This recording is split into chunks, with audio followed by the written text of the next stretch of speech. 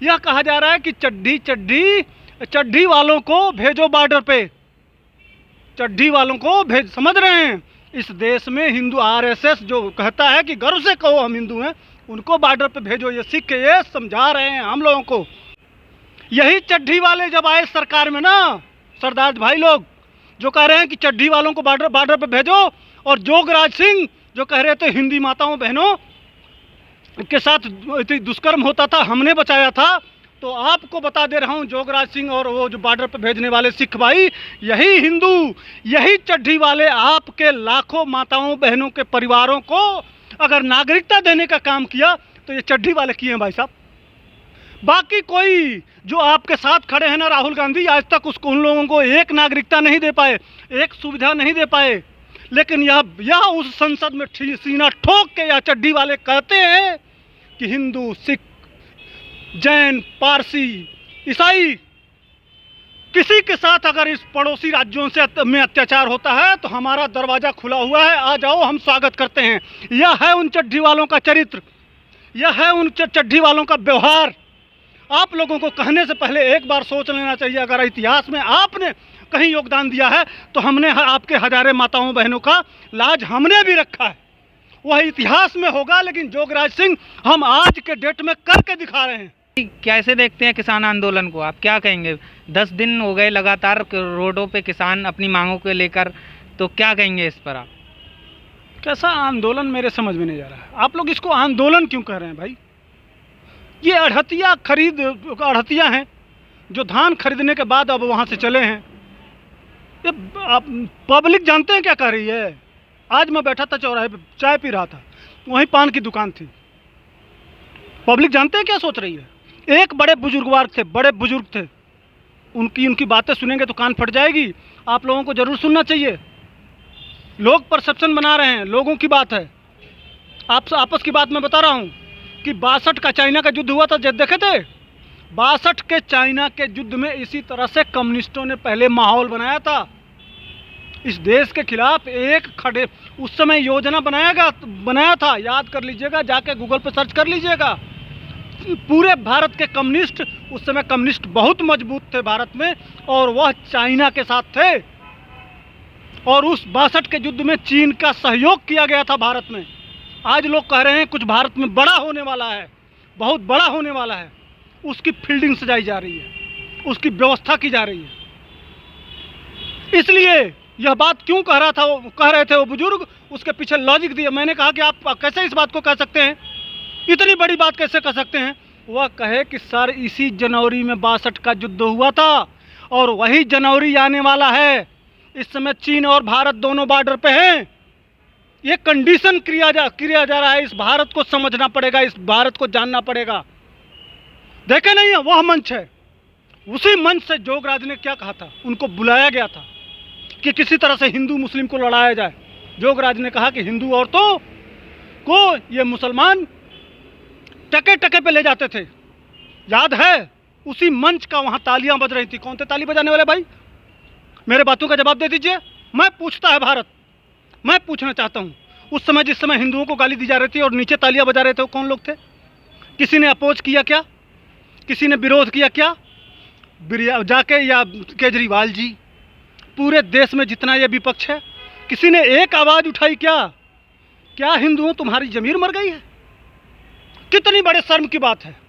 लेकिन फिर भी पूरा देश का हिंदू जगा नहीं और कोई आपत्ति नहीं किया, इसलिए कि सिखों का इतिहास बलिदानी रहा है। हमारे लिए अगर थोड़ा सा चले तो उसको हम इस घूंट को पी गए। लेकिन जोगराज सिंह, और आज एक और वीडियो वायरल हो रहा है भाई साहब, यह भी आपको जानना चाहिए। यह कहा जा रहा है कि चड्ढी वालों को भेजो बॉर्डर पे, चड्ढी वालों को भेज, समझ रहे हैं? इस देश में हिंदू आरएसएस जो कहता है कि गर्व से कहो हम हिंदू हैं, उनको बॉर्डर पे भेजो। ये सिख ये समझा रहे हैं हम लोगों को। अरे भाई, अगर आप पगड़ी पहनते हैं, आपका सम्मान करते हैं, अगर गुरु तेग बहादुर का सम्मान करते हैं, नानक साहब का सम्मान करते हैं, गुरु गोविंद सिंह का सम्मान करते हैं, वो चड्ढी वाले, तो एक बात मैं आपसे पूछना चाहता हूँ, जिसके घर आप बिरयानी खा रहे हैं भाई साहब ना, जिसके घरों में घुस के जिसकी बिरयानी खा रहे हैं, उसी समाज के लोग अफगानिस्तान में हैं। अभी अभी माताओं बहनों को मारा गया है वहाँ, याद है? अभी पाकिस्तान में सिख लड़की का अपहरण हुआ है और उसका धर्मांतरण किया गया है। अभी जाके पूरे सिख समुदाय से पूछना चाहता हूँ, आंदोलनकारियों से पूछना चाहता हूँ, वो कहाँ भाग के आए थे? अफगानिस्तान से। जिन माताओं और बहनों का, सिख माताओं बहनों का के साथ जब दुष्कर्म का कंडीशन आता है, जब उनको से उठा लिया जाता है, जब उनके साथ अत्याचार किया जाता है, कहाँ भाग के आती हैं? कौन सी जगह है बता दीजिए? वो कनाडा नहीं जाती हैं भाई साहब, कनाडा अमीर लोग जाते हैं, वो अमेरिका नहीं जाती हैं, वो मजलूम हैं, परिस्थिति के सताए हुए लोग हैं, वह भाग के हिंदुस्तान आते हैं कि हिंदू हमारे भाई हैं, हमको अपने पास रखेंगे, और हम रखे भी हैं। आज लाखों सिख अगर भारत में आके बसे हुए हैं भाई साहब, और उनको आज तक नागरिकता नहीं मिली थी।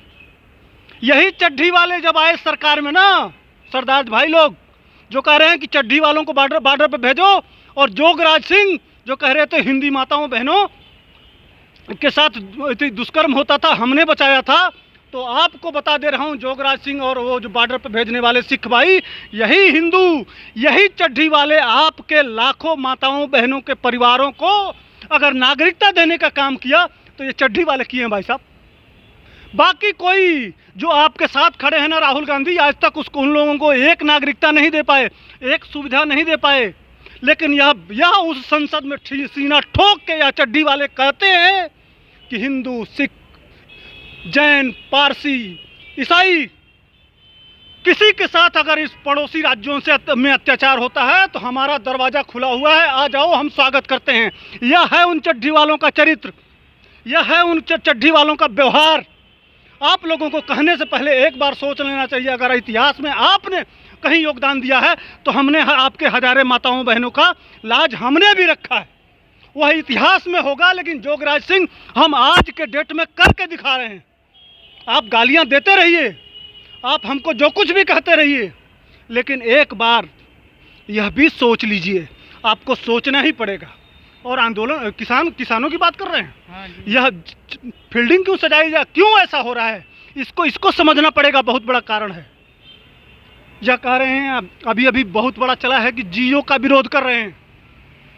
कल पूरे, चूँकि वामपंथी है ना, इसमें जो आंदोलन में 70% कम्युनिस्ट लाल झंडा नहीं देख रहे हैं। ये वामपंथियों के रिहाई के जो वामपंथी पकड़े गए हैं नक्सलियों के साथ, नक्सलियों को मदद करते हुए, नक्सलियों को पैसा फंडिंग करते हुए, जो 16 सिपाही मार दिए गए, उनके साथ जो लोग खड़े रहे हैं, उनके लिए मांग रहे हैं कि उनको रिहा करो। यह आंदोलन है। इस किसानों के आंदोलन में यही मांग चाहिए, यही होना चाहिए। ये पूछता है भारत, जानना चाहता है भारत, इसी को आंदोलन कहते हैं, इनके मांग में है। आप किसानों की बात करते हैं, और हाँ, जियो की बात कर रहे हैं। जियो की मैं जानता हूँ, मैं पूर्वांचल से आता हूँ। हमारे वहाँ जब यही जियो, यही रिलायंस इंडस्ट्री हमारे वहाँ करोड़ों लोगों को रोजगार दिया है, नौकरी दिया है भाई साहब। क्या बात करेंगे ये? हमारे वहाँ लड़के जब पेट के भूख के मारे, अब 3 भाई हैं, छोटे छोटे खेत हैं, क्या करेंगे? कोई किसान अपने बेटे को किसान क्यों नहीं बनाना चाहता है? सवाल यहाँ है। कितने किसान 5 लाख किसान मर गए, अब किसान अपने बेटे को किसान क्यों नहीं बनाना चाहता है? सवाल यह है ना, कोई किसान अपने बेटे को किसान नहीं बनाना चाहता है। 3 भाई हैं, 4 भाई हैं, भूखों से मरेंगे तो क्या करेंगे? वह रिलायंस में गए, वहाँ फिटर, फैब्रिकेटर, चार्ज हैंड, छोटे छोटे कामों में पहले सीखे, और सीख के आके पासपोर्ट बनाए, और विदेश में जाके आज मेरे गांव में 400 ट्रैक्टर है। कोई ऐसा घर नहीं है जिसके घर 4 पहिया गाड़ी नहीं है। इतना बड़ा काम किया रिलायंस ने। आप क्या कर रहे हैं? देश को इस समय इकोनॉमी के माइनस में इकोनॉमी चल रही है, और आप देश को आंदोलन करके देश को बर्बाद कर रहे हैं। इस समय जीडीपी की बात नहीं करने वाले हैं लोग, इस समय बेरोजगारी की बात नहीं करने वाले हैं। चलिए, ठेला खोमचा और जितने ये गरीब लोग पटरी पे आए हैं, इनके घरों में खेत नहीं है, लेकिन खेती क्यों नहीं करना चाहते हैं? इसलिए कि इनका पेट नहीं पल पाएगा। इनको जो रोटी कपड़ा और मकान की ज़रूरत है, बहन की शादी है, बाप की दवाई है, जो शरीर पे कपड़ा है, उस मूलभूत ज़रूरत को पूरा नहीं कर सकता खेत।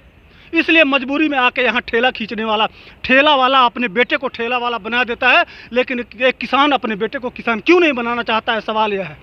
इसलिए मोदी जी ने प्लान बनाया बहुत खूबसूरत कि प्राइवेट कंपनियां आएंगी, आपके मिट्टी का टेस्ट होगा, वहाँ इंडस्ट्री लगाएंगी, वह पैसा आपको देंगे किसानों को, वह उपज अपना उपजाएगा, उपज फैक्ट्री में जाएगा और फैक्ट्री में उस तरह का माल बनाया जाएगा जिससे दुनिया में वो बिक सके।